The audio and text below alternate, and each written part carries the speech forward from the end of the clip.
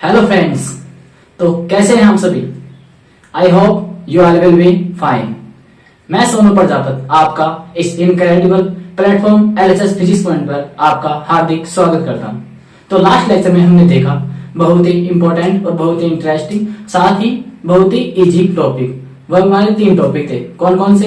पहला टॉपिक था हमारा सबसेट, यानी कि जिसे हिंदी में बोला जाता है उप समुच्चय। दूसरा था हमारा पावर सेट यानी घात समुच्चय। तीसरा था हमारा यूनिवर्सल सेट, सार्वत्रिक समुच्चय। इन 3 टॉपिक को हम बहुत ही बेसिक से और बहुत ही विस्तार से चर्चा कर चुके। साथ ही हम इन पर आधारित हमने कुछ एग्जाम्पल भी किए थे, जिससे आपको अच्छी तरह से समझ में आ गया होगा कि इन्हें हल किस प्रकार से करना है और किस प्रकार से हम इसे आगे हल करने वाले हैं। साथ ही हमने इनके अलावा 2 टॉपिक और भी कवर किए थे, जो इतने इंपॉर्टेंट तो नहीं है लेकिन हमारे सिलेबस में है, तो हमें पढ़ना जरूरी है। तो आज के लेक्चर में हम क्या देखने वाले हैं? आज के लेक्चर में हम देखेंगे जो हमने 3 महत्वपूर्ण टॉपिक पढ़े और उनके साथ ही जो 2 अन्य टॉपिक थे उन पर आधारित जो कुछ क्वेश्चन दिए गए या प्रश्नावली 1.3 है, उनके सवालों को हल करने का प्रयास करेंगे। आज के लेक्चर में जितने क्वेश्चन हो सकते हैं उनको हल करने का प्रयास करेंगे और शेष बचे क्वेश्चन को हम अगले लेक्चर में करने का प्रयास करेंगे। तो शुरुआत करते हैं आज के लेक्चर की एक नए जोश और एक नई उम्मीद के साथ। तो कॉपी और पेन निकाल लीजिए और नजर एकदम बोर्ड पर। तो आज हम स्टार्ट करने जा रहे हैं प्रश्नावली 1.3, जिसका क्वेश्चन नंबर फर्स्ट है हमारा। क्वेश्चन नंबर फर्स्ट क्या है वो देखते हैं हम। क्वेश्चन नंबर फर्स्ट दिया है कि रिक्त स्थान में प्रतीक एक तो सबसेट और एक नॉन सबसेट, यह सबसेट का और ये नॉन सबसेट को भरकर सही कथन बनाइए। प्रश्न को ध्यान से समझिए कि प्रश्न कहना क्या चाहता है। कई बार एग्जाम में ऐसा होता है कि हम प्रश्न को ठीक से पढ़ते नहीं और उसका सवाल देने में लग जाते हैं, यानी कि हमें सवाल आता भी है लेकिन हम उसका उत्तर और कुछ ही लिख देते हैं। सबसे पहले क्वेश्चन को समझना जरूरी है कि क्वेश्चन कहना क्या चाहता है। तो यहाँ पर क्वेश्चन क्या बोल रहा है? रिक्त स्थान में प्रतीक कौन सा? एक तो सबसेट और एक नॉन सबसेट को भरकर सही कथन बनाइए। यानी क्या प्रश्न क्या कहना चाहता है कि एक तो सबसेट और एक नॉन सबसेट है, लेकिन सबसेट है तो हमें कुछ भी नहीं करना, लेकिन नॉन सबसेट है यानी कि सबसेट नहीं है तो क्या करना है? हमें उसे सही कथन बनाना है, यानी कि सबसेट के रूप में हमें लाना है। अब देखते हैं किस प्रकार लाना है। जैसे हमारे पास पहला क्वेश्चन दिया गया। पहला क्वेश्चन क्या है? 2 3 4, ये हमारे पास पहला समुच्चय दिया गया है।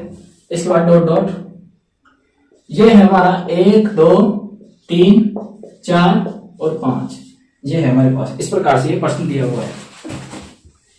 अब आपको पता ही होगा जब भी हम क्वेश्चन को हल करते हैं तो उसके बाद उससे पहले हम क्वेश्चन के बेसिक्स को जानते हैं। क्वेश्चन कहना क्या जाता है उसके बेसिक्स को जानते हैं, उससे संबंधित परिभाषाएं देखते हैं और उन्हें समझने का प्रयास करते हैं। लेकिन यहाँ पर क्या है, सबसेट की बात करें तो सबसेट को हम लास्ट के 2 लेक्चर में अच्छे से कवर कर चुके हैं, तो इनके बारे में हम इतना नहीं पढ़ेंगे। हम केवल इतनी ही बातें जानेंगे जो हमारे इस क्वेश्चन में काम आएंगी। तो हम अब क्या पढ़ेंगे? उपसमुच्चय। एक तो होता है सबसेट और एक होता है बिलोंग्स टू। हम इन दोनों की तुलना वैसे तो लास्ट लेक्चर में कर चुके हैं, लेकिन इस लेक्चर में आपको अच्छी प्रकार से बताते हैं जिससे आपको कोई भी डाउट नहीं रहेगा। उदाहरण के साथ हम बात करते हैं सबसेट और एक आता है बिलोंग्स टू। सबसेट का चिन्ह क्या होता है? ये होता है। इसी प्रकार नॉन सबसेट क्या होता है? जब इसे कट कर दिया जाता है क्या हो जाता है? Non subset. इसके बाद आता है बिलोंग्स टू, ये होता है belongs to. Belongs to cut कर दिया तो क्या हो जाता है? वह इस प्रकार कट कर दे क्या हो जाएगा? Non belongs to. अब इन दोनों में अंतर समझते हैं। अंतर वैसे तो हमने लास्ट लेक्चर में देख लिया था, लेकिन फिर इसको देख लेते हैं। ये होता क्या है? इस प्रकार से कार्य करता है। सबसेट क्या होता है? सबसेट में 2 समुच्चय होते हैं। उसमें देखते हैं क्या जो समुच्चय ए है यानी कि समुच्चय जो हमारा पहला है उसका प्रत्येक अवयव समुच्चय बी में विद्यमान है या नहीं।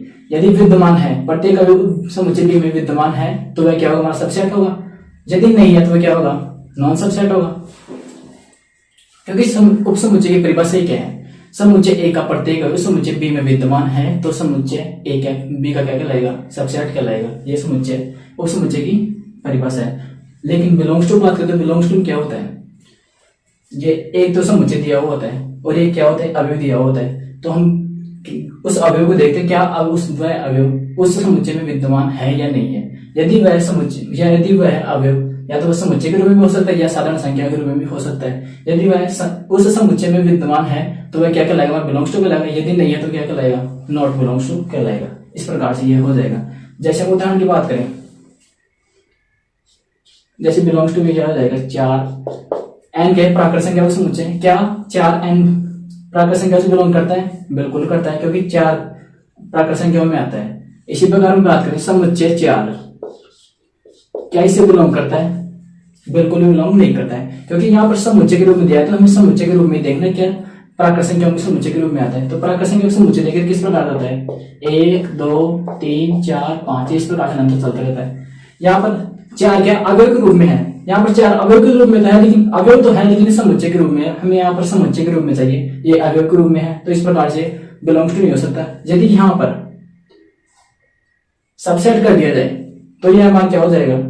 बिल्कुल सही हो जाएगा, क्योंकि सबसेट में क्या रहते हैं? 2 समुच्चय देखते हैं और उसमें क्या रहते हैं? पहला जो समुच्चय है उसका प्रत्येक अवयव समुच्चय बी में विद्यमान है तो सबसेट हो जाएगा, अन्यथा क्या हो जाएगा? वो नॉट सबसेट हो जाएगा।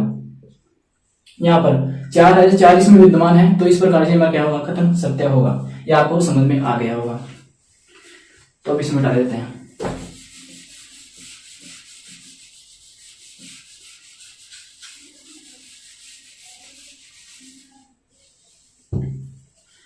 अब हम क्वेश्चन पर जाते हैं, क्वेश्चन क्या बोल रहा है। पहला क्वेश्चन हमारे पास यह समुच्चय दिया गया है, इसे समुच्चय ए मान लेते हैं और इसे समुच्चय बी मान लेते हैं, या मान लिए। जो हमारा समुच्चय ए है उसमें अवयव कितने हैं? 2 3 4, और इसमें क्या है? 1 2 3 4 5। हमें देखना है क्या समुच्चय ए का प्रत्येक अवयव समुच्चय बी में विद्यमान है या नहीं है। यहाँ पर 2 भी है, बिल्कुल है, 3 भी है, 4 भी है, यानी कि समुच्चय जो ए दिया हुआ उसका प्रत्येक अवयव समुच्चय बी में विद्यमान है, तो क्या होगा? सबसेट होगा, बिल्कुल होगा। यह होगा हमारा फर्स्ट क्वेश्चन। इसके बाद आता है हमारा सेकंड क्वेश्चन। सेकंड क्वेश्चन क्या है हमारा? समुच्चय दिया गया है ए बी सी, इस प्रकार से समुच्चय दिया गया है बी सी और डी, यह हमारा समुच्चय दिया गया है। अब यहाँ पर देखना है क्या ए समुच्चय बी में विद्यमान है, इसे समुच्चय ए मान लिया, इसे क्या मान लिया? समुच्चय बी मान लिया। क्या समुच्चय ए का जो अवयव ए है वह समुच्चय बी में विद्यमान है? नहीं है। बी विद्यमान है, सी भी है। क्या यह सबसेट होगा? नहीं होगा, क्योंकि यहाँ समुच्चय ए का अवयव कौन सा? ए, समुच्चय बी में नहीं है, तो इस प्रकार से समुच्चय नहीं होगा, यानी क्या होगा? ये नॉन सबसेट होगा, यानी कि समुच्चय ए का प्रत्येक अवयव समुच्चय बी में विद्यमान नहीं है, तो इस प्रकार हम कह सकते हैं कि यह समुच्चय क्या होगा? हमारा सबसेट नहीं होगा। लेकिन क्वेश्चन में क्या दिया गया था? यदि सबसेट नहीं है तो उसे सही कथन के रूप में बनाना है, यानी कि उसे सबसेट के रूप में लिखना है। तो हम सबसेट के रूप में किस प्रकार लिख सकते हैं? या तो इस ए को हटा दें या ए यहाँ पर लगा दें, तो क्या होगा? हमारा सबसेट हो जाएगा। इस प्रकार से हो सकता है, या तो हम इस ए को हटा दें तो क्या हो जाएगा? सबसेट हो जाएगा हमारा बी सी डी, ये हो गया हमारा। या एक और कर सकते हैं, इस ए को इस प्रकार रखने दें, यहां पर ए और लगा दें, बी सी और डी, दोनों ही सही हैं। आप जो अच्छा लगे आप वो कर सकते हैं। इसके बाद हम थर्ड क्वेश्चन देखते हैं। थर्ड क्वेश्चन क्या है? थर्ड क्वेश्चन है, ये दिया है एक्स आपके विद्यालय की कक्षा 11 का एक विद्यार्थी है,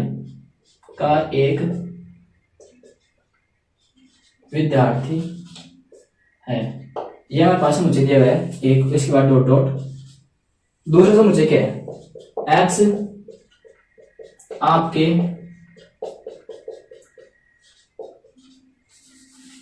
विद्यालय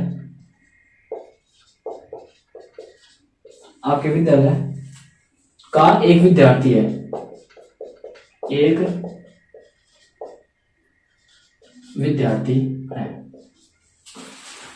अब क्वेश्चन को ध्यान से देखिए, क्वेश्चन कहना क्या जाता है? क्वेश्चन बोल रहा है कि एक्स आपके विद्यालय की कक्षा 11 का एक विद्यार्थी है। अब कक्षा 11 ले लिया, कक्षा 11 के विद्यार्थी की संख्या आपको पता होगी कौन से समुच्चय दिया गया है? कक्षा 11 का एक विद्यार्थी, और दूसरा समुच्चय क्या है हमारा? एक्स आपके विद्यालय का एक विद्यार्थी है। अब विद्यालय की पूरे विद्यालय की बात करें तो विद्यालय में कौन सी कक्षा आएंगी? 1 से 12 तक कक्षा आएंगी, उसमें 11वीं कक्षा भी आएगी, और 11वीं कक्षा का विद्यार्थी भी आएगा। तो यह हमारा पहला समुच्चय दिया गया है, एक्स आपके विद्यालय की कक्षा 11 का एक विद्यार्थी है। तो कक्षा 11 का विद्यार्थी आपके विद्यालय में होगा, बिल्कुल होगा। तो इस प्रकार से सबसेट होगा। तो ये हमारा सबसेट हो गया, तो इसे नोट कर लीजिए।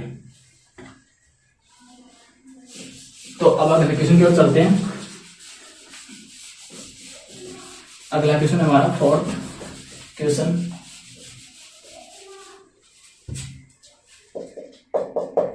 फोर्थ क्वेश्चन क्या है हमारा? फोर्थ क्वेश्चन दिया है कि एक्स किसी समतल में स्थित एक वृत्त है। किसी समतल में स्थित एक क्या है? वृत्त है। वृत्त है, डॉट डॉट दिया है इस प्रकार से दिया है। एक्स एक समान समतल में स्थित समतल में वृत्त है। यह हमारे पास इस प्रकार से दिया है। पहला समुच्चय क्या है हमारा? एक्स किसी समतल में स्थित एक वृत्त है। अब वृत्त क्या होता है? वृत्त अब जानते हैं, जैसे परिभाषा देना चाहे तो क्या हो जाएगा? किसी स्थिर बिंदु से निश्चित दूरी पर स्थित बिंदु का बिंदुवत क्या कहलाता है? वृत्त कहलाता है। यह आपने 10वीं क्लास में पढ़ा होगा और आपको अच्छे से आता होगा। अब वृत्त की बात कर रहे हैं। यहाँ पर दिया हुआ नहीं है कि वृत्त की त्रिज्या कितनी है। वृत्त की त्रिज्या हम आर मान सकते हैं। आर को कितना भी हो सकता है, आर मान कितना भी हो सकता है यहाँ पर। तो इसकी त्रिज्या कितनी मानिए? हम आर मान लें। और यहाँ पर क्या है? एक्स एक समान समतल में स्थित वृत्त है। आगे क्वेश्चन भी ऐसा है, आगे भी क्वेश्चन, जिसकी त्रिज्या एक इकाई है। एक इकाई है। यह हमारे पास इस प्रकार से क्वेश्चन दिया हुआ है। तो दूसरा कहता है हमारा एक्स एक समान समतल में स्थित एक वृत्त है जिसकी त्रिज्या कितनी है? त्रिज्या की आर बराबर कितना है? यहाँ पर एक। यहाँ पर फिक्स है कि आर कितनी होगी? एक ही होगी। जबकि यहाँ पर क्या है? एक्स किसी समतल में स्थित एक वृत्त है। यहाँ की जो हमारा पहला समुच्चय दिया गया है वह सभी वृत्तों का क्या होगा? समुच्चय है। उस वृत्त की त्रिज्या कितनी भी हो सकती है, 1 सेंटीमीटर भी हो सकती है, 1, 2 भी हो सकती है, कि किसी भी प्रकार की हो सकता है, यानी किसी प्रकार का वृत्त हो सकता है। ये सभी वृत्तों क्या हो गया? एक तरह से समुच्चय हो गया। लेकिन दूसरा समुच्चय क्या है हमारा? इसका मान फिक्स है कि इसकी त्रिज्या कितनी होगी? एक ही होगी। तो क्या है इसका उपसमुच्चय हो सकता है? बिल्कुल भी नहीं हो सकता, क्योंकि इसका मान यहाँ पर क्या है? अवयव की संख्या ज्यादा होती है, जबकि यहाँ पर अवयव की संख्या कम होती है। वैसे यहाँ उपसमुच्चय की बात है तो उपसमुच्चय में क्या होता है? जो हमारा पहला समुच्चय होता है उसके अवयव की संख्या कम होती है, जबकि जो हमारा दूसरा समुच्चय होता है उसकी अवयव की संख्या ज्यादा होती है। और जो पहला समुच्चय होता है उसके अवयव की संख्या दूसरे समुच्चय के अवयव की संख्या के बराबर भी हो सकती है। कौन सी कंडीशन में? समान समुच्चय की कंडीशन में। लेकिन यहाँ पर जो हमारा फर्स्ट समुच्चय है इसके अवयव की संख्या क्या है? ज्यादा है, जबकि इसके अवयव की संख्या कितनी है? एक ही है, यानी कम है। तो ये हमारा उपसमुच्चय तो नहीं हो सकता। क्या अधिसमुच्चय हो सकता है? अधिसमुच्चय हो सकता है, क्योंकि अधिसमुच्चय में क्या होता है? इसका उल्टा ही होता है। तो उल्टा ही करना है तो क्या हो जाएगा? सबसेट तो नहीं होगा। लेकिन हमें सबसेट के रूप में बनाना है, क्योंकि क्वेश्चन बोल रहे हैं। सबसेट के रूप में बनाने क्या करेंगे? हम इसको तो पहले ले लेंगे और इसको बाद में ले लेंगे। समुच्चय बी को तो ए बना देंगे और समुच्चय ए को क्या बना देंगे? बी बना देंगे। तो ये क्या हो जाएगा? हमारा सबसेट हो जाएगा। ये तो क्या हो जाएगा? हमारा समुच्चय ए और ये समुच्चय बी। तब क्या हो जाएगा? हमारा सबसेट हो जाएगा। आप इसे कर लेंगे। इसके बाद हमारा पांचवा क्वेश्चन क्या दिया है हमारे पास? एक्स किसी समतल में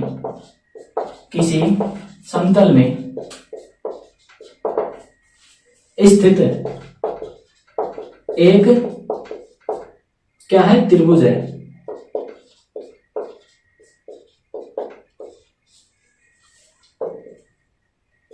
और क्या है? एक्स किसी समतल में स्थित एक आयत है।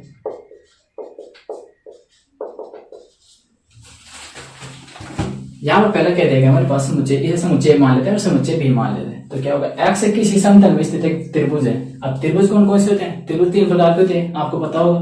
पहला समबाहु त्रिभुज, दूसरा समद्विबाहु त्रिभुज, तीसरा विषमबाहु त्रिभुज। समबाहु त्रिभुज क्या होता है? जिसकी तीनों भुजाएं समान होती है और प्रत्येक कोण क्या होता है? 60 डिग्री होता है। इसी प्रकार समद्विबाहु त्रिभुज जिसकी 2 भुजाएं समान होती है और एक भुजा क्या होती है? असमान होती है। विषमबाहु त्रिभुज जिसकी 3 भुजाएं क्या होती है? असमान होती है। ये आपको पता होगा। यानी एक्स किसी समतल में स्थित एक त्रिभुज है, यानी कि यहाँ पर जो समुच्चय दिया गया है ये सभी त्रिभुजों क्या है? एक तरह से समुच्चय है, जिसमें 3 त्रिभुज आते हैं जो हम जानते हैं। इसके बाद क्या है? एक्स किसी समतल में स्थित एक आयत है। अब आयत की बात कर रहे हैं। अब आयत तो कैसे भी हो सकता है, इससे बड़ा भी हो सकता है, इससे छोटा भी हो सकता है। यहाँ पर स्पष्ट नहीं हो पा रहा है कि यह इसका उपसमुच्चय हो सकता है या नहीं हो सकता। तो हम यहाँ पर क्या करेंगे? नॉन सबसेट करेंगे, क्योंकि यहाँ पर हमें पता चल नहीं लग रहा है कि त्रिभुज, यहाँ पर त्रिभुज बड़ा है कि आयत बड़ा है। त्रिभुज आयत से बड़ा भी हो सकता है, छोटा भी हो सकता है, तो यहाँ पर क्या होगा, नॉन सबसेट होगा। लेकिन हमें सबसेट के रूप में बनाना, तो सबसेट के रूप में किस प्रकार बना सकते हैं, यदि यहाँ पर आयत की जगह त्रिभुज कर दें तब क्या होगा, यह समुच्चय उपसमुच्चय हो जाएगा, क्योंकि हमने पहले देखा है कि समान समुच्चय एक दूसरे क्या होते हैं, उपसमुच्चय होते हैं। ये हमने पहले ही देख रखा है। ये दोनों क्या हो गए, समान समुच्चय हो गए, तो ये क्या हो जाएगा, उपसमुच्चय हो जाएगा। इसके बाद हमारा छठा है, छठा क्या है हमारे पास, x एक समबाहु त्रिभुज है, समबाहु त्रिभुज है। और दोस्तों मुझे कह रही है हमारे पास x किसी समतल में, किसी समतल में स्थित एक त्रिभुज है, स्थित एक त्रिभुज है। यह इस प्रकार से हो गया हमारे पास। समुच्चय दिया है कि x किसी समतल में स्थित एक क्या है, समबाहु त्रिभुज है। समबाहु त्रिभुज हम जानते हैं जिसकी प्रत्येक भुजा क्या होती है, प्रत्येक कोण कितना होता है, 60 डिग्री होता है, और साथ ही साथ इसकी तीन भुजाएं क्या होती हैं, समान होती है। ये हमने पहले देख लिया है। x किसी समतल में स्थित एक त्रिभुज है। अब त्रिभुज की बात करें, त्रिभुज में तीनों त्रिभुज आएंगे। त्रिभुज के तीनों प्रकार जो हम जानते हैं, समबाहु त्रिभुज, समद्विबाहु त्रिभुज और तीसरा विषमबाहु त्रिभुज। ये तीनों त्रिभुज आएंगे। क्या इसमें समबाहु त्रिभुज आएगा? बिल्कुल आएगा। तो ये क्या इसका सबसेट हो जाएगा? हो जाएगा, बिल्कुल हो जाएगा। इसके बाद हमारा इस क्वेश्चन का लास्ट है x क्या है, एक समपराकृत संख्या है, समपराकृत संख्या है, और x एक क्या है, पूर्णांक है।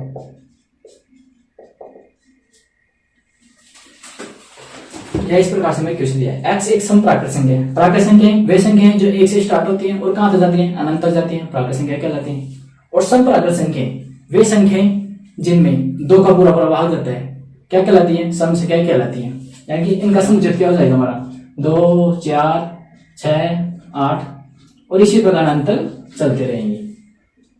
ये दूसरा क्या है हमारा, x एक पूर्णांक है। अब पूर्णांक में माइनस की संख्या भी आएंगी, प्लस की संख्या भी आएंगी, साथ में जीरो भी आएगा। यानी कि वे संख्याएं जो जीरो से स्टार्ट होती हैं और धनात्मक और ऋणात्मक दोनों दिशाओं में अनंत तक जाती है, क्या कहलाती है, पूर्णांक संख्याएं कहलाती है। यानी कि माइनस इंफिनिटी, यानी कि -2, 1, ये 0, 1, 2 और ये इंफिनिटी तक जाएंगी। तो इसमें प्राकृत संख्या तो सारी आएंगी, सम प्राकृत संख्या भी आएंगी। तो इस प्रकार से इसका क्या हो जाएगा, उपसमुच्चय हो जाएगा। तो आई होप आपको समझ में आ गया होगा, तो ये नोट कर लीजिए। तो अब इसके बाद हम चलते हैं अगले क्वेश्चन पर, देखते हैं उसमें क्या बोल रहा है वो और क्या पूछना चाहता है।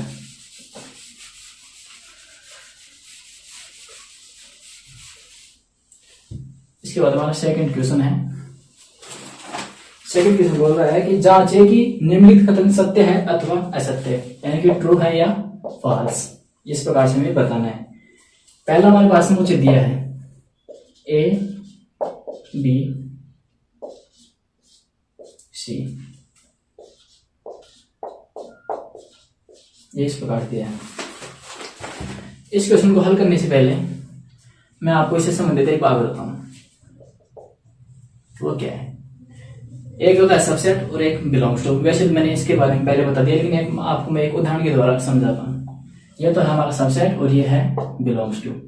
इनका अर्थ वैसे तो हमें पता है किस प्रकार से लेना है। सबसेट में क्या होता है, सबसेट में क्या अवयवों को देखते हैं, जैसे मैं इसमें A, B, जैसे दूसरा समुच्चय ले लिया A, B, C, D, यानी कि इस समुच्चय के अवयवों को देखते हैं कि ये अवयव इसमें दूसरे अवयव में विद्यमान है, यानी सबसेट में दिया होता है। जबकि इसमें क्या होता है, बिलोंग्स टू क्या होता है, हम जो हमारे पास पहले दिया हुआ है, समुच्चय के रूप में दिया हुआ है, संख्या के रूप में दिया है, उसे उसी रूप में देखते हैं जिस प्रकार से ये दिया हुआ है। जैसे ये A, B, C इस प्रकार से दिया है, तो ये A इसमें विद्यमान है। यदि इस प्रकार से ये दिया हो तो क्या इसमें विद्यमान होगा ही नहीं होगा।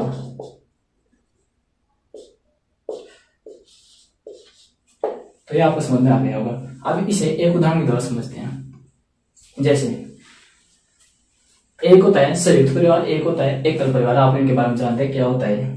संयुक्त परिवार में क्या होते हैं, सब कुछ आते हैं, जिसमें दादा दादी, ताऊ ताई, चाचा चाची, माता पिता, उन सभी उनकी संतानें इस प्रकार से आते हैं। इसी प्रकार एकल परिवार क्या होता है, जिसमें माता पिता और उनकी संतानें होती हैं। तो हम इसे सबसेट रूप में किस प्रकार से लें, हम एकल परिवार होता है। एकल परिवार में कौन कौन होते हैं, माता पिता और उनकी संतानें इस प्रकार से होते हैं। क्या एकल परिवार के सभी सदस्य संयुक्त परिवार के जो सदस्य में शामिल होते हैं, बिल्कुल होते हैं। तो उन्हें सबसेट के रूप में मान सकते हैं। एकल परिवार क्या मान लिया, समुच्चय ए मान लिया, और संयुक्त परिवार क्या मान लिया, हमने समुच्चय बी मान लिया।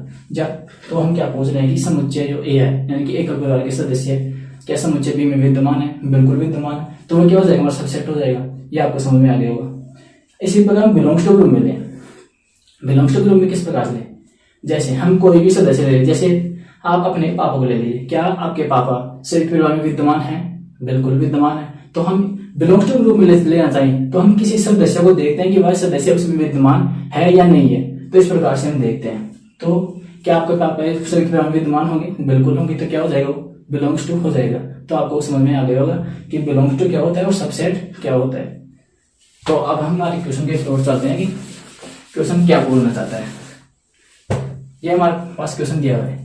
ये हमारे पास समुच्चय ए मान लेते हैं, इसे समुच्चय बी मान लेते हैं। समुच्चय ए में कौन से अवयव हैं, ए और बी अवयव है, और समुच्चय बी में है बी सी, और ये क्या है, ए है। ये सही है, ए है। इस प्रकार से ये दिया है। तो क्या समुच्चय ए का प्रत्येक अवयव समुच्चय बी में विद्यमान है, देखते। ए इसमें है, बिल्कुल है। बी भी है।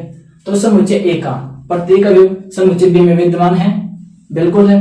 तो ये समुच्चय होना चाहिए, लेकिन दिया गया है यहाँ पर नॉन सबसेट दिया है। तो ये कथन क्या है हमारा, गलत है। यहाँ पर क्या होना चाहिए, सबसेट होना चाहिए, लेकिन दिया गया है यहाँ पर नॉन सबसेट। तो क्या हो जाएगा, कथन क्या हो जाएगा, ये असत्य है। इसके बाद हमारा दूसरा क्वेश्चन है। दूसरा क्वेश्चन क्या है, दूसरा क्वेश्चन दिया है हमारे पास, ये दिया है ए ई। इसी प्रकार इसके बाद सबसेट का चिन्ह, और इसके बाद समुच्चय एक्स अंग्रेजी वर्णमाला का एक स्वर है। अंग्रेजी वर्णमाला में कितने स्वर होते हैं, 5 स्वर होते हैं। कौन कौन से, ए ई आई ओ और यू, इस प्रकार से होते हैं। तो हम देखते हैं क्या समुच्चय ए का प्रत्येक अवयव कौन कौन से ए और ई इसमें विद्यमान है, बिल्कुल है। तो ये हमारा सबसेट होना चाहिए, बिल्कुल होना चाहिए। और दिया क्या है यहाँ पर, समुच्चय वही दिया है हमारे पास, सबसेट ही दिया है। तो क्या होगा, कथन सत्य होगा, बिल्कुल।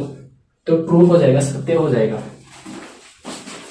इसके बाद हमारा थर्ड है। थर्ड क्या है हमारे पास, थर्ड दिया है हमारे पास, ये समुच्चय दिया गया 1 2 3, और ये सबसेट इस प्रकार से, और ए और बी सी।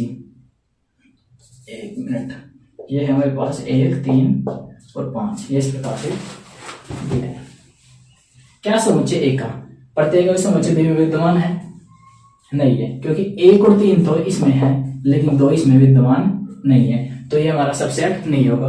लेकिन यहाँ पर दिया क्या है, यहाँ पर सबसेट दिया है, होना चाहिए हमारा नॉन सबसेट। तो ये कथन क्या होगा, गलत होगा, यानी क्या सत्य होगा, क्या होगा हमारा फाल्स हो गया, गलत हो गया। इसके बाद हमारा फोर्थ क्वेश्चन। फोर्थ क्वेश्चन क्या है, समुच्चय ये दिया है ए के रूप में, सबसेट ए बी सी, ये हमारे पास क्वेश्चन दिया है। समुच्चय ए, ये समुच्चय मान लिया, समुच्चय बी मान लिया। समुच्चय ए का प्रत्येक अवयव समुच्चय बी में विद्यमान है, बिल्कुल है, ए तो है, ए इसमें है। तो ये क्या हो जाएगा, सबसेट हो जाएगा। और क्वेश्चन में दिया भी यही है कि सबसेट है, तो ये क्या होगा, हमारा कथन सत्य हो गया। इसके बाद हमारा अगला क्वेश्चन है, इसका 5वां। ए इस प्रकार से दिया है, ये बिलोंग्स टू ए बी और सी। अब यहां पर देखिए, क्वेश्चन तो वही है, लेकिन यहाँ पर सबसेट है और यहाँ पर क्या है, बिलोंग्स टू है।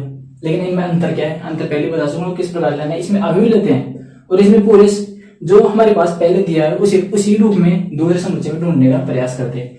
क्या समुच्चय ए इसमें विद्यमान है, ए तो है, लेकिन यहाँ पर अवयव के रूप में है, ये भी अवयव है, लेकिन ये क्या है, समुच्चय के रूप में। तो हमें समुच्चय के रूप में चाहिए, लेकिन दिया है ये अवयव के रूप में। तो ये क्या होगा हमारा, बिलोंग्स टू होगा नहीं होगा।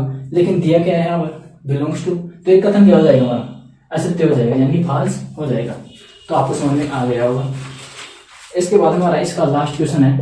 लास्ट क्वेश्चन क्या बोल रहा है कि x संख्या 6 से कम एक सम प्राकृत संख्या है। सम संख्या जानते हैं आप कौन कौन सी, जिनमें 2 का पूरा भाग होता है, लेकिन हमें 6 से कम लेनी है, यानी कि 6 को नहीं लेना है, 6 से कम ही लेनी है। अब 6 से कम कौन कौन सी होंगी, 2 और 4 होंगी प्राकृत संख्या। इसके बाद सबसे क्वेश्चन दिया है x क्या है, x एक प्राकृत संख्या है जो संख्या 6 को विभाजित करती है।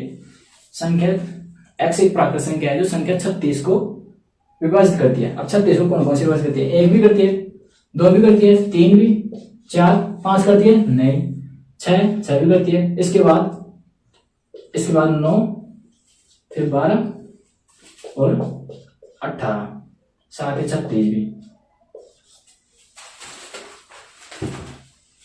ये हमारे पास संख्या है। अब समुच्चय ए का प्रत्येक समुच्चय बी में विद्यमान है 2 और 4 इसमें है, तो क्या होगा, सबसेट हो जाएगा।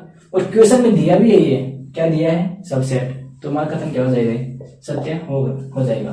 तो आपको समझ में आ गया होगा। इसके बाद चलते हैं अगले क्वेश्चन की ओर। अगला क्वेश्चन क्या बोलता है देखते हैं। अगला क्वेश्चन हमारा क्वेश्चन नंबर 3।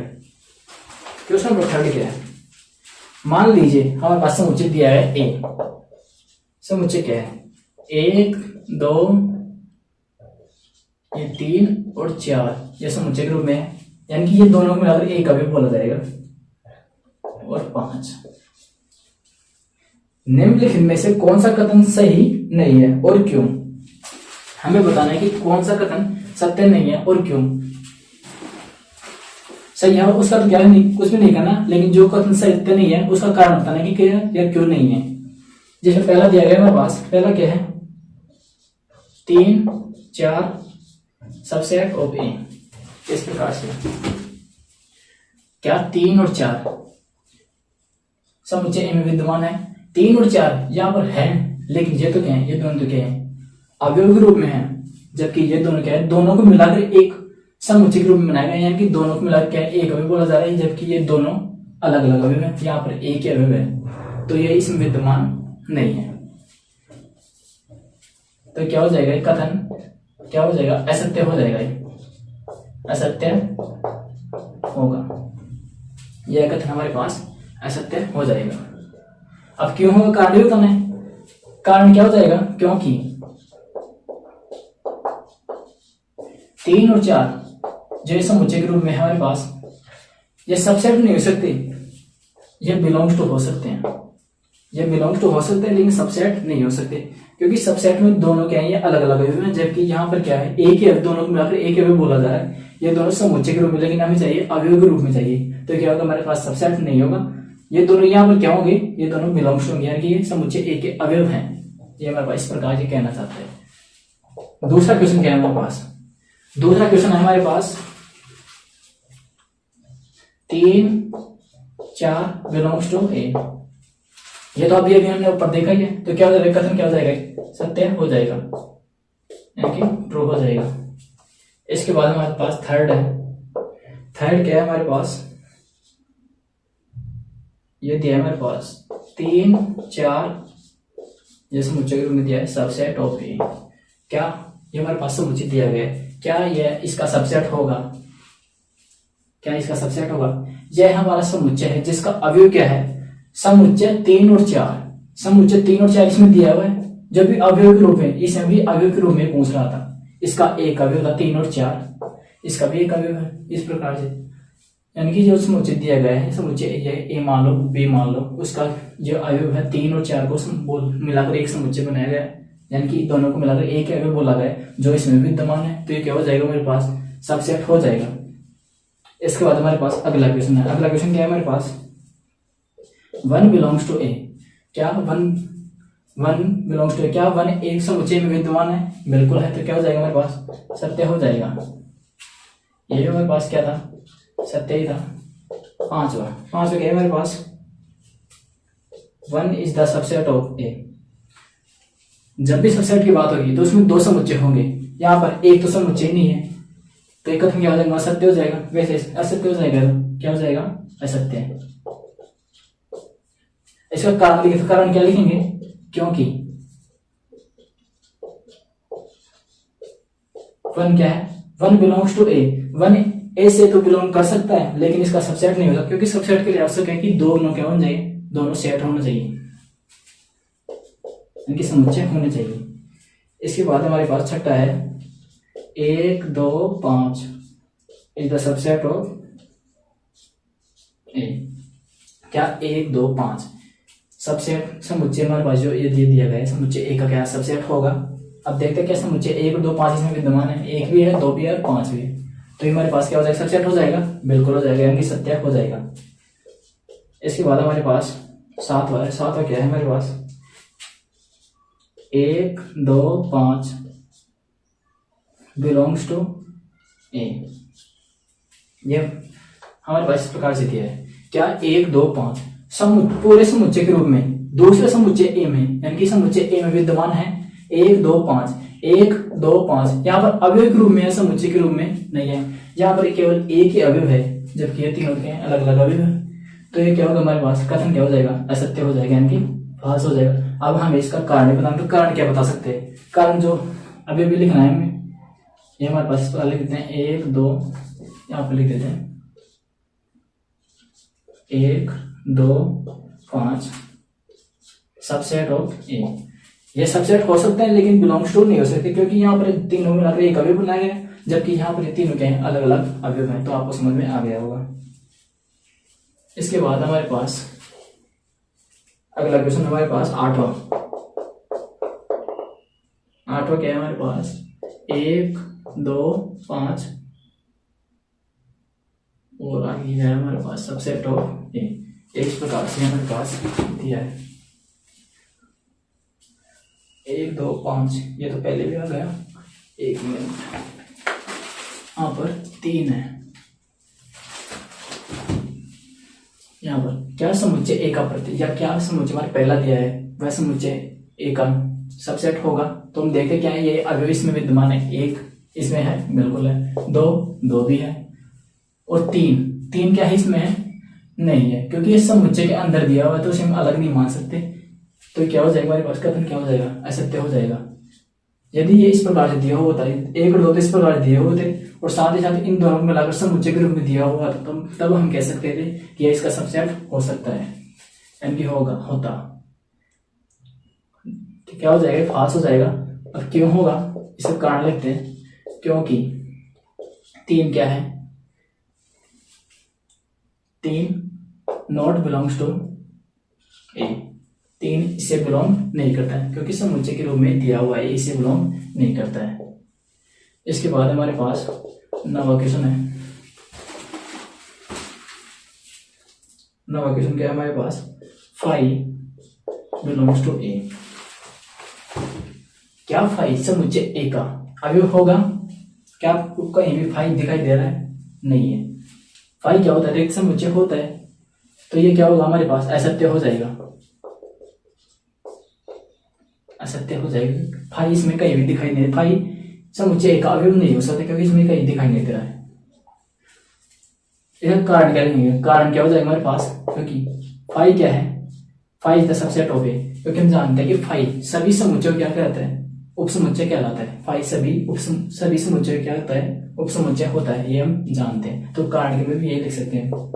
10वां क्या है हमारे पास, 10वां है हमारे पास 5 इज द सबसेट ऑफ ए। क्या 5 समुच्चय का सबसेट होगा, ये तो हमें अभी हमें ऊपर देखा ही है, तो क्या हो जाएगा, सत्य हो जाएगा। 5 सभी समुच्चयों का उपसमुच्चय होता है, ये हम जानते हैं। इसके बाद हमारे पास इसका लास्ट है 5, ये इस प्रकार से दिया है,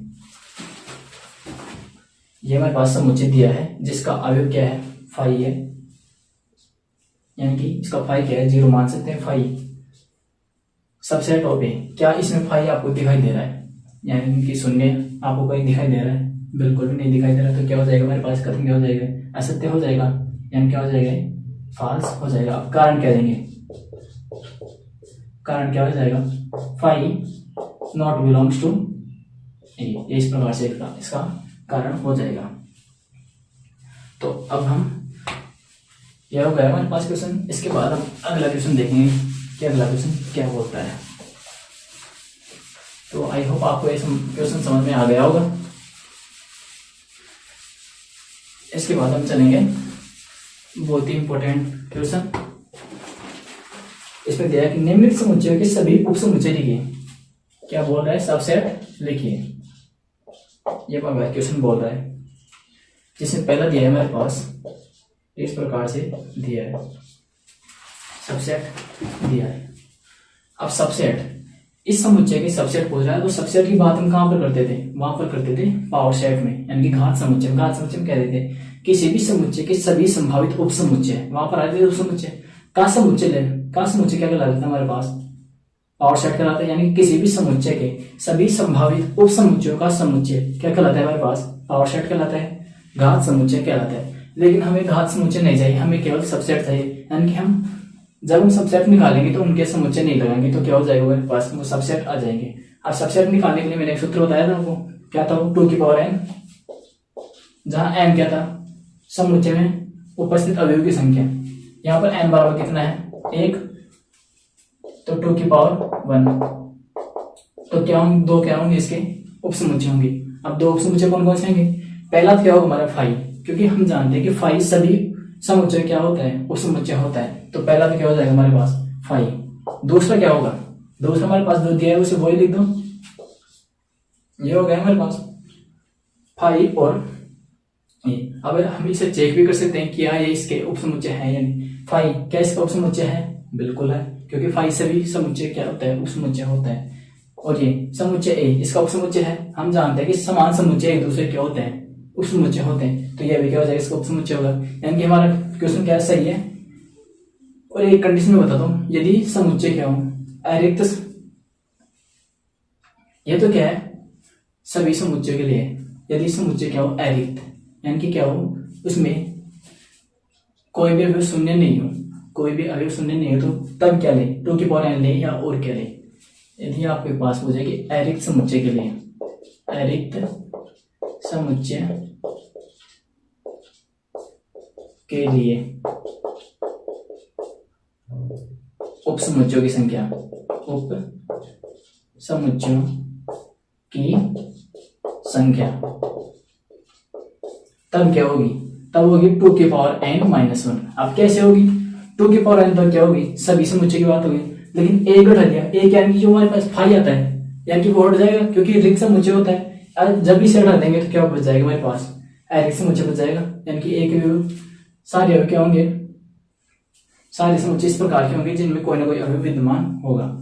तो इस प्रकार से आप इसे नोट में लिख सकते हैं, नोट में लिख लीजिए इसे। इसके बाद हमारे पास अगला क्वेश्चन क्या है? अगला क्वेश्चन दिया है हमारे पास, समुच्चय ए और बी इस प्रकार से हमारे पास ये दिया है। यहां पर हमारे पास n बराबर कितना है? 2, क्योंकि अवयव कितने हैं यहाँ पर? 2, तो 2 की पावर 2, तो कितने हो जाएंगे उप समुच्चय? 4 क्या हो जाएंगे? इसके सबसेट हो जाएंगे। अब 4 सबसेट कौन कौन से हमारे पास? पहला आएगा हमारे पास फाई। इसके बाद अब सबसेट लेने के लिए क्या करते हैं? हम पहले एक एक अवयव लेते हैं। ये हो गया हमारे पास इस प्रकार से, ये बी, फिर हम क्या लेते हैं? एक एक आ गए। अब क्या लेते हैं? 2 ले लेते हैं, ए और बी। इसके अलावा कोई उप समुच्चय हो सकता है? नहीं हो सकता। यदि बी और ए लें तो एक ही समुच्चय होगा, क्योंकि हम समुच्चय में अवयव क्रम को कोई महत्व नहीं होता, उन्हें किसी प्रकार लिखा जा सकता है। यह हो गया हमारे पास, तो ये आंसर होगा इसका। इसके बाद हमारे पास अगला क्वेश्चन है थर्ड, 1 2 3, ये हमारे पास क्वेश्चन दिया है। यहाँ पर n बराबर कितना है? 3, तो 2 की पावर 3 इक्वल्स टू 8, यानी कि 8 क्या होंगे? इसके उप समुच्चय होंगे। अब कौन कौन से होंगे? पहला तो हमारे पास फाई, इसके बाद में एक एक लेते हैं, 1, अब 2 को ले लेते हैं, इसके बाद 3 को ले लेते हैं। ये तो एक एक अवयव की बात हो गई। इसके बाद हम 2 ले लेते हैं। 2 अवयव कौन कौन से? 1 और 2 को साथ ले लिए। उसके बाद 2 और 3 को ले लेते हैं। इसके बाद 3 और 1 को ले लेते हैं। इसके अलावा कोई अवयव हो सकता है जिसमें 2 अवयव हों, और तो नहीं हो सकता। इसके बाद हम 3 अवयव ले सकते हैं। ये होगा हमारे पास। अब यहाँ पर हम चेक भी कर सकते हैं क्या इसके वास्तव में उपसमुच्चय है। 5 इसका उपसमुच्चय है, बिल्कुल है। 1 भी है, 2 भी है, 3 भी है। इसी प्रकार ये भी इसके उपसमुच्चय होंगे। इसके बाद हमारे पास लास्ट है। लास्ट क्या है हमारे पास? लास्ट है 5। 5 का मतलब रिक्त समुच्चय। यहाँ पर अवयव कितने होंगे? यानी कि n बराबर 0। अवयव तो 0 है यहाँ पर, तो 2 की पावर 0 यानी कि 1। इसका केवल एक ही उपसमुच्चय होगा। वो कौन सा होगा? 5 होगा, क्योंकि 5 सभी समुच्चय क्या होता है? उपसमुच्चय होता है। इसके अलावा कोई इसका और कोई उपसमुच्चय नहीं हो सकता। तो आई होप आपको समझ में आ गया होगा। इसे नोट कर लीजिए। तो इसके बाद हम चलते हैं अगले क्वेश्चन की ओर। अगला क्वेश्चन क्या है हमारे पास? अगला क्वेश्चन आएगा हमारे पास पावर सेट वाला। पावर सेट क्वेश्चन नंबर 5 हमारे पास दिया है पी ए में कितने अवयव हैं यदि ए बराबर कितना हो?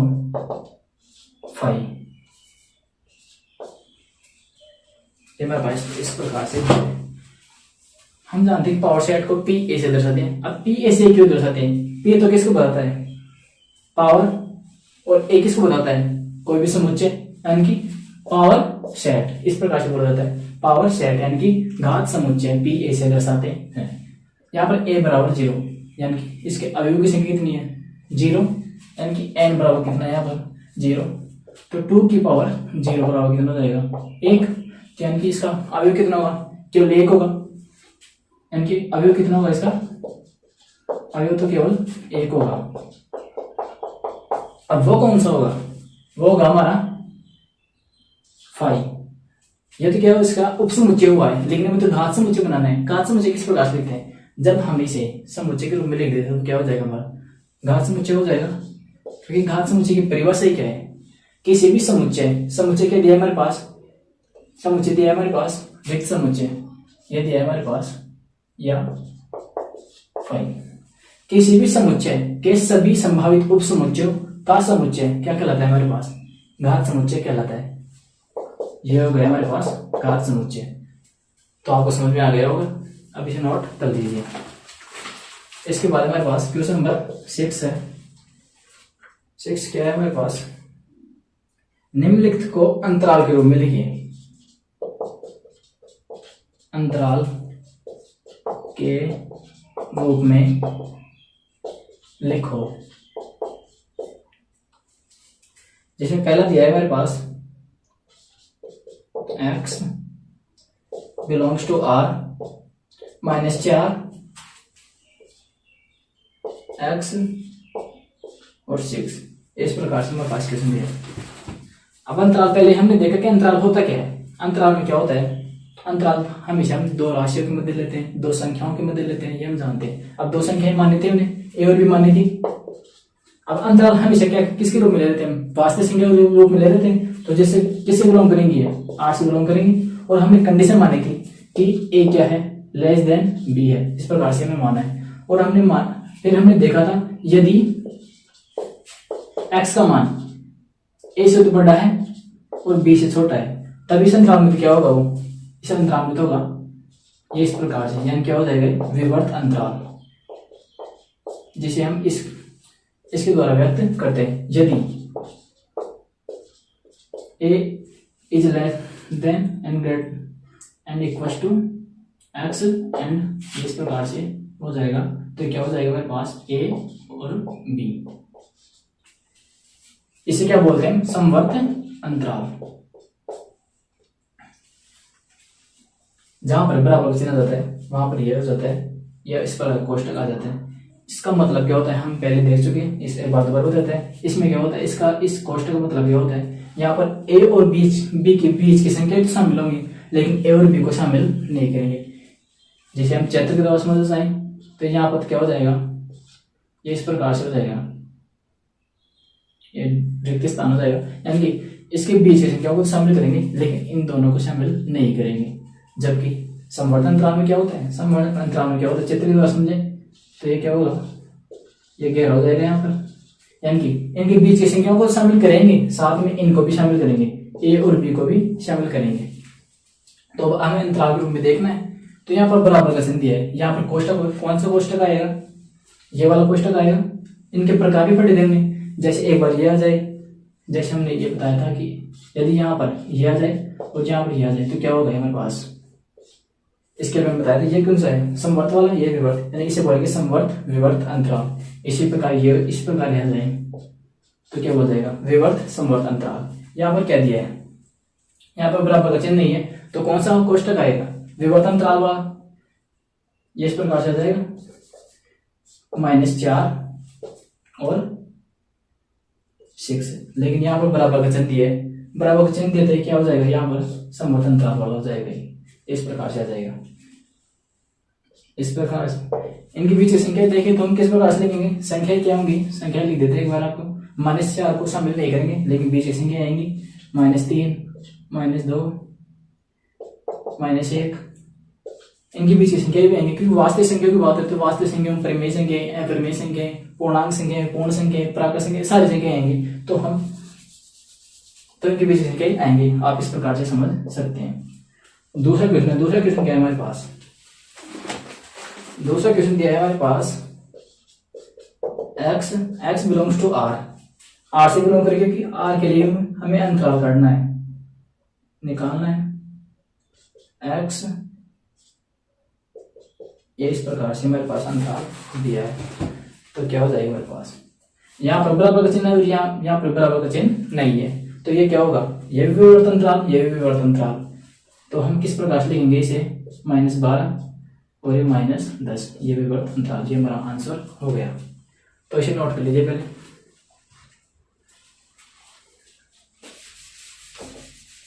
इसके बाद हम देखते हैं इसका थर्ड क्वेश्चन क्या बोल रहा है इसका।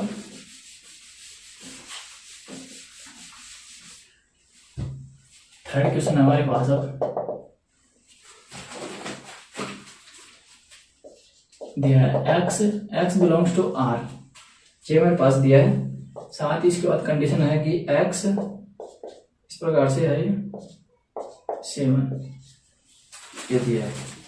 तो क्या हो जाएगा, यहाँ पर क्या है, x का मान 0 के बराबर और 0 से बड़ा है, साथ ही 7 से क्या है, छोटा है। बराबर चिन्ह आ गया तो कौन सा अंतराल आएगा, समवर्त अंतराल आएगा, यानी कि ये चिन्ह आएगा। यहाँ पर वैसे समझ सकते हैं, यानी कि 0 के x का मान तो 0 के बराबर है और 0 से क्या है, बड़ा है, यानी कि 0 को शामिल करेंगे। बराबर का चिन्ह बताता है कि इसको शामिल करेंगे, यानी कि 0 को शामिल करेंगे तो क्या हो जाएगा, समवर्त अंतराल 0। इसके बाद क्या है, x का मान 7 से छोटा है, यानी कि 7 को शामिल नहीं करेंगे, तो क्या हो जाएगा हमारे पास, ये इस प्रकार से इसका आंसर हो जाएगा। इसके बाद हमारा इसका फोर्थ क्वेश्चन है। फोर्थ क्वेश्चन क्या है, x बिलोंग्स टू r, 3, ये क्या है हमारे पास, x और ये 4, ये दिया है हमारे पास। x r से बिलोंग करता है और x का मान 3 के बराबर और 3 से बड़ा है, यानी कि 3 को शामिल करेंगे। साथ ही यहाँ पर दिया है कि x का मान 4 के बराबर, यानी कि 4 को शामिल करेंगे और 4 से छोटा है। तो क्या हो गया हमारे पास, समवर्त अंतराल हो गया। यह तो क्या है हमारा समवर्त विवर्त अंतराल, यह हमारा समवर्त अंतराल। तो ये हो गया हमारे पास, ये क्वेश्चन भी हो गया। तो इसके बाद हम अगले क्वेश्चन की ओर चलते हैं। अगला क्वेश्चन हमारे पास क्वेश्चन नंबर 7, निम्नलिखित अंतरालों को समुच्चय निर्माण रूप में लिखिए। इससे पहले तो क्या था, हमारे पास समुच्चय निर्माण रूप में दिया था, उसे अंतराल के रूप में लिख रहा था। अब क्या करना है, हमें अंतराल के रूप में दिया है और समुच्चय निर्माण रूप में लिखना है। हम किस प्रकार लिखते हैं वो देखते हैं। जिसमें पहला दिया है हमारे पास -3 और 0, तो समुच्चय निर्माण रूप में किस प्रकार लिखेंगे, पहले लिखेंगे x बिलोंग्स टू r, यह तो सभी में लिखना है। इसके बाद हम देखते हैं क्वेश्चन में देते हैं कि यहाँ पर 3 को शामिल कर रहे हैं, -3 को शामिल कर रहे हैं, नहीं करें, 0 को नहीं कर रहे, यानी कि यहाँ पर बराबर का चिन्ह तो किसी में भी नहीं आएगा। यानी कि x का मान है जो -3 जो क्या है बड़ा है, क्योंकि हमें इनके बीच की संख्या लेनी है, तो इनके बीच की संख्या कौन सी होंगी, -3 और 0 के बीच की संख्या होंगी -3 से बड़ी, यानी एक्स का मान -3 से बड़ा होगा। और 0 के बीच की होंगी 0 से छोटी संख्या, 0 से छोटी। तो ये हो गया हमारे पास फर्स्ट क्वेश्चन हल हो गया। दूसरा क्वेश्चन क्या है, दूसरा क्वेश्चन हमारे पास 6 और 12 ये दिया हमारे पास। तो क्या होगा, पहले हमारे पास हो जाएगा x बिलोंग्स टू r। इसके बाद हमारे पास यहाँ पर क्या है, समवर्त अंतराल वाला कोष्ठक है, यानी कि 6 को शामिल करेंगे और 12 को, दोनों को शामिल करेंगे, 6 को भी शामिल करेंगे और 12 को भी शामिल करेंगे। अब किस प्रकार शामिल करेंगे, 6 यानी कि x का मान 6 से बड़ा है और 6 के बराबर भी है, और x का मान 12 से छोटा है और 12 के बराबर भी है। तो ये हो गया हमारे पास क्वेश्चन, इसका भी हल हो गया। इसके बाद हम देखते हैं थर्ड क्वेश्चन। थर्ड क्वेश्चन क्या है हमारे पास, ये दिया है 6 और 12। ये क्या है, विवर्त अंतराल, यानी कि विवर्त अंतराल का मतलब ये होता है कि इसमें सिरे शामिल नहीं होते, यानी कि इसको शामिल नहीं करना है। और ये क्या है, समवर्त अंतराल, यानी कि इसको शामिल करेंगे। तो किस प्रकार से करेंगे, x बिलोंग्स टू r और x का मान 6 से बड़ा होगा लेकिन बराबर नहीं होगा, ये 12 से छोटा होगा लेकिन बराबर होगा। ये हमारे पास आंसर हो गया। इसके बाद हमारे पास फोर्थ क्वेश्चन है हमारे पास। फोर्थ क्वेश्चन है हमारे पास -23 और 5, ये हमारे पास दिया है। तो हम लिखते हैं इसे x बिलोंग्स टू r। अब x का मान -3 से बड़ा और साथ ही साथ बराबर भी है, क्योंकि इसमें क्या है, समवर्त अंतराल है। तो -23 से बड़ा और बराबर, क्या इसके बराबर होगा, नहीं होगा, क्योंकि इसमें विवर्त अंतराल है। तो इस प्रकार से हमारा आंसर हो गया। तो ये हमारा 7वां क्वेश्चन भी हो गया। तो इसे नोट कर लिया, तो आपने नोट कर लिया होगा।